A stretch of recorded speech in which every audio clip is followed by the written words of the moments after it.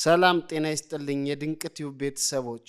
ዘ ጎድፋዘር የተባለውን ታዋቂ ፊልም ያላየ ሰው ይኖራል ተብሎ አይታሰብም። በፊልሙ ላይ ያለው የቪቶ ኮርሊዮኒ ረጋ ያለ ባህሪ በጥይት ሳይሆን በቃላት ሰዎችን የማሳመን ብቃትና ድምጹ ይህ ሁሉ ባህሪ የተቀዳው ከአንድ እውነተኛ የማፊያ ንጉስ ታሪክ ላይ እንደሆነ ያውቁ ኑሯል። ይህ ሰው ማፊያዎችን፣ ፖለቲከኞችን፣ ዳኞችን እና የፖሊስ አዛዦችን በአንድ ጠረጴዛ ዙሪያ ሰብስቦ ያዝ ነበር። በጥይት መለዋወጥ ፋንታ ዲፕሎማሲን ስለሚመርጥ የምድር ውስጥ ዓለም ጠቅላይ ሚኒስተር ተብሎ ይጠራ ነበር። እሱ ፍራንክ ኮስቴሎ ነው። ዛሬ በዚህ የድንቅ ቲዩብ ዘገባችን ይህ ምስጢራዊ ሰው በአሜሪካ መንግስት መዋቅር ውስጥ እንዴት ሰርጎ እንደገባ፣ እንዴት ህይወቱን በሰላም እንዳጠናቀቀ ሙሉ ታሪኩን በጥልቀት እናያለን።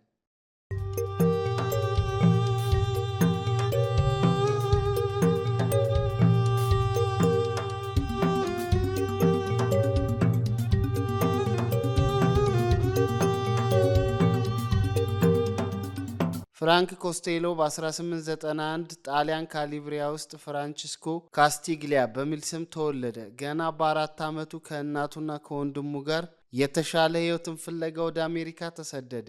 የኒውዮርክ ጎዳናዎች ለስደተኛው ህፃን አልጋ ባልጋ አልነበሩ። ኮስቴሎ ገና በልጅነቱ ጥቃቅን ስርቆቶችን መስራት ጀመረ። ስሙን ወደ ፍራንክ ኮስቴሎ የቀየረው አይሁዳውያን ወንጀለኞች እሱንም እንደ አይሁዳዊ እንዲያስቡትና አብረውት እንዲሰሩ ለማድረግ ነበር። እዚያው የኒውዮርክ ጎዳና ላይ ነው የማፊያው ዓለም የቀየረውን ቻርልስ ላኪ ሉቺያኖን ያገኘው። ሁለቱ ሰዎች በፍጥነት የቅርብ ጓደኛሞችና የንግድ አጋሮች ሆኑ። በ1920ዎቹ አሜሪካ ውስጥ አልኮል ሲታገድ ኮስቴሎና ሉቺያኖ በድብቅ አልኮል በማስገባት ሚሊዮነሮች ሆኑ። ነገር ግን ኮስቴሎ ከአልኮል ንግዱ በበለጠ ሌላ ትልቅ የወርቅ ማዕድን አገኘ። እርሱም ስሎት ማሽን ወይም የቁማር ማሽኖች ነበሩ። ኒውዮርክ ውስጥ በሚገኙ በሺዎች በሚቆጠሩ ቡና ቤቶች፣ ክለቦችና ሱቆች ውስጥ የቁማር ማሽኖችን አኖረ። ይህ ንግድ በየቀኑ በሚሊዮን የሚቆጠሩ ዶላር ንጹህ ጥሬ ገንዘብ ያመርትለት ነበር። የኒውዮርክ ከንቲባ ፊዮሬሎ ላጓርዲ የኮስቴሎን ማሽኖች በቁጣ ተሞልቶ በሰንሰለት እያስቀጠቀጠ ወደ ባህር ውስጥ ቢጥላቸውም ኮስቴሎ ግን ብልሃተኛ ነበር። ማሽኖቹን በሙሉ ወደ ሉዊዚያና ግዛት በማዞር ንግዱን ይበልጥ አሰፋው።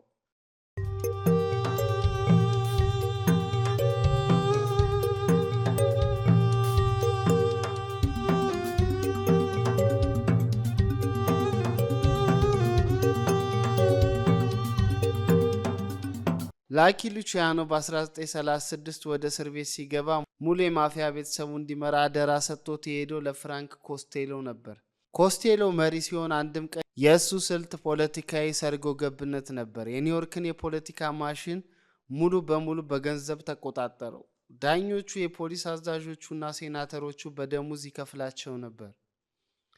ማንኛውም የማፊያ አባል ፖሊስ ቢይዘው ኮስቴሎ በአንድ ስልክ ጥሪ ብቻ በማድረግ ክሱ እንዲቋረጥ ያደርግ ነበር። ማፊያዎችን ከፖለቲከኞች ጋር በማስታረቅ ረገድ ባለው ድንቅ የዲፕሎማሲ ብቃት ምክንያት ጋዜጦች ዘ ፕራይም ሚኒስተር ኦፍ ዘ አንደር ወርልድ የምድር ውስጥ ዓለም ጠቅላይ ሚኒስተር አሉት።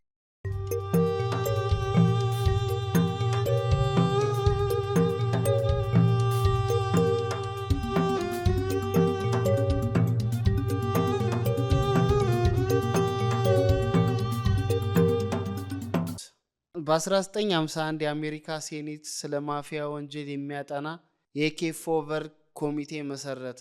ይህ ስብሰባ በአሜሪካ ታሪክ ለመጀመሪያ ጊዜ በቴሌቪዥን በቀጥታ ስርጭት ለህዝብ ይተላለፍ ነበር። ኮስቴሎ ፍርድ ቤት እንዲቀርብ ተገደደ። ነገር ግን ፊቱ በቴሌቪዥን እንዳይታይ ለጠበቆቹ ከሰሰ። በዚህም ምክንያት ካሜራዎቹ የኮስቴሎን ፊት ትተው እጆቹ ላይ ብቻ አተኮሩ። ሙሉ አሜሪካን በቴሌቪዥን የተከታተለው አስገራሚ ትዕይንት ተፈጠረ። ኮስቴሎ በቃላቱ ረጋ ብሎ ሲመልስ፣ እጆቹ ግን በፍርሃትና በጭንቀት ሲንቀጠቀጡ ሲጋራ ሲያደቁ ታየ። ይህ ስርጭት ማፊያ በአሜሪካ ውስጥ ምን ያህል ስር እንደሰደደ ለህዝቡ ያሳየ ድንቅ እና ታሪካዊ ክስተት ነበር።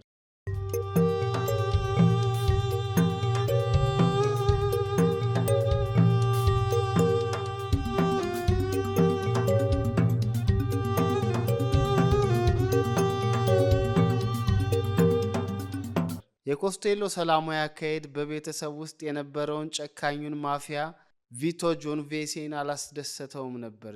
ጆን ቬሴ ስልጣኑን ለመንጠቅ ወሰነ።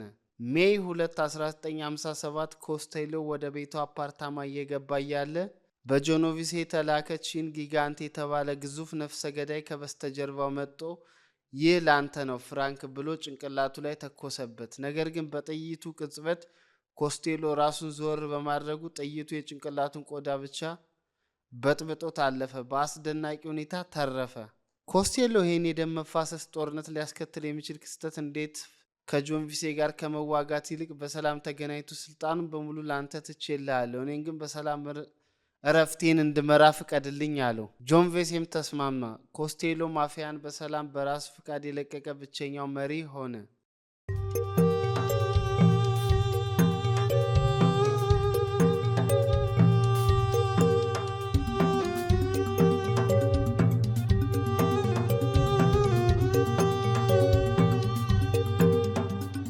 አብዛኞቹ የማፊያ አለቆች በጥይት ተመተው በደም ጎርፍ ውስጥ ወይም በእስር ቤት ውስጥ ሲሞቱ፣ ፍራንክ ኮስቴሎ ግን የቀረውን ሕይወቱን በኒውዮርክ በሚገኘው ውብ ቤት ውስጥ አትክልት እየተከለ በሰላም አሳለፈ። በ1973 በ82 ዓመቱ በሆስፒታል ውስጥ በሰላም ሕይወቱ አለፈ። እስከ መቃብር ድረስም አንድም የማፊያ ሚስጥር ሳይናገር ታማኝ ሆኖ አለፈ። ማፊያን በጥይት ሳይሆን በብልሃትና በፖለቲካ መምራት እንደሚቻል ያሳየው የፍራንክ ኮስቴሎ ታሪክ ለታዋቂ የፊልም ታሪክ መፈጠር ትልቁ መነሻ ነበር።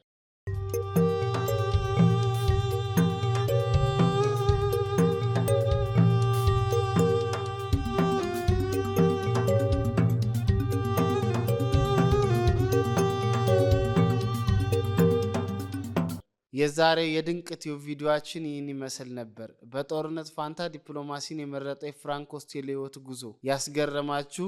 ሀሳባችሁን ኮሜንት ላይ ጻፉልኝ። ቪዲዮን ከወደዳችሁት ላይክና ሰብስክራይብ ማድረጋችሁን እንዳትረሱ። በቀጣይ የትኛው አስገራሚ ታሪክ እንዲሰራ ትፈልጋላችሁ? በሌላ ድንቅ ቪዲዮ እስከምንገናኝ ሰላም።